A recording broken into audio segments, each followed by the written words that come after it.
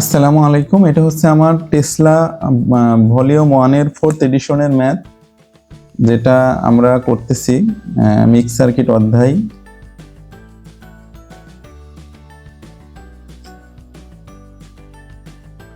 আমরা mix circuit অধ্যায়ের Tesla volume 1 4th addition, যেটা প্র্যাকটিস 13 এবং লাস্ট ম্যাথ। তো আমরা পর্যায়ক্রমে টেসলা সলভ করা শেষ হলে আমরা এরপরে রেজোনেন্স করব। তো আমরা টেসলার সকল কিছু আগে আপলোড করে নিব, দেন রেজোনেন্স হাত দিব। তো আপনি যদি শুধুমাত্র টেসলার সব অঙ্ক ভালোভাবে আয়ত্ত করতে পারেন, তাহলে রেজোনেন্স, অপটিমাম বা আদার যে সকল গাইড আছে সব ম্যাথই পারবেন, চাকরি পাওয়ার মতো অ্যাবিলিটি হয়ে যাবে। তো আমার এটা হচ্ছে একটা সার্কিট এবং বলতেছে যে এই সার্কিটে একটা মাত্র সোর্স আছে, সেই সোর্সের কোনো পাওয়ার ভোল্টেজ রেটিং আমার দেওয়া নাই, এবং যে কারেন্ট আছে সেটা বলছে সোর্সের কারেন্ট আইএস, আর আমাকে বের করতে বলছে এই আইএস এর কারেন্টে বের করতে হবে। ওকে, তো আমি দেখলাম আমার কারেন্ট আসলো। আমার কারেন্ট আসার পর এট এ টাইম প্রবেশ করছে কতগুলো পথে? এই পথে, তারপরে এখান থেকে এই পথে, এই পথে, এট এ টাইম 3 পথে প্রবেশ করছে, 20, 6 এবং 5।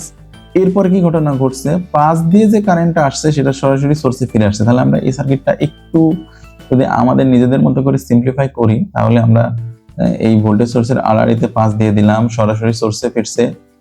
6 এবং 20 এর সামনে 6 এর সাথে আরেকটা ব্রাঞ্চ 14 একই সাথে প্যারালাল, তো আমরা এটা এক জায়গায় দিয়ে এনেছি। আর তো এই 6, 14, 20, এই 20 আর 20 প্যারালাল, তাদের সামনে আবার 10, অর্থাৎ এই 20 প্যারালাল, তাদের সামনে 10 হয়ে সার্কিট সোর্সে ফিরছে। তাহলে এই হলো আমার সার্কিট। এখন আমাকে বলছে এই কারেন্টটা কত, আইএস কারেন্টটা কত।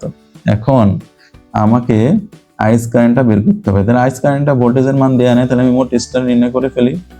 মোট রেজিস্ট্যান্স 20 প্যারালাল 20 যোগ 10, তার সাথে এই 5 প্যারালাল, তাহলে আমার এটা হলো 20, তার সাথে এই 20 প্যারালাল, এই 10 সিরিজে, আর এই সবার সাথে এই 5 প্যারালাল, অর্থাৎ এই ব্রাঞ্চের সাথে, এই 5 ব্রাঞ্চ প্যারালাল। এখন এটা যদি আমি ক্যালকুলেশন করি, তাহলে অ্যান্সার আসে 4। কিভাবে আসছে আমরা একটু দেখি।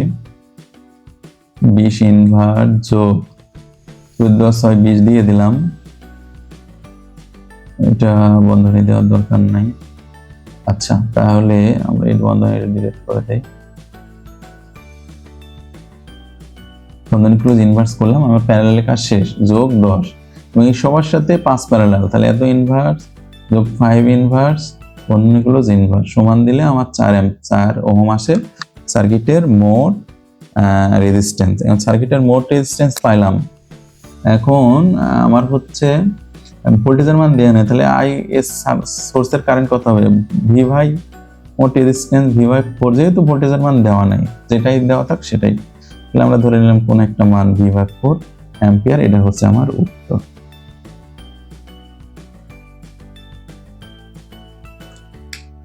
তো ঠিক আছে, থ্যাংক ইউ সবাইকে। আপনাদের যদি কোনো প্রশ্ন থাকে তাহলে কমেন্ট বক্সে জানাবেন। আসসালামু আলাইকুম।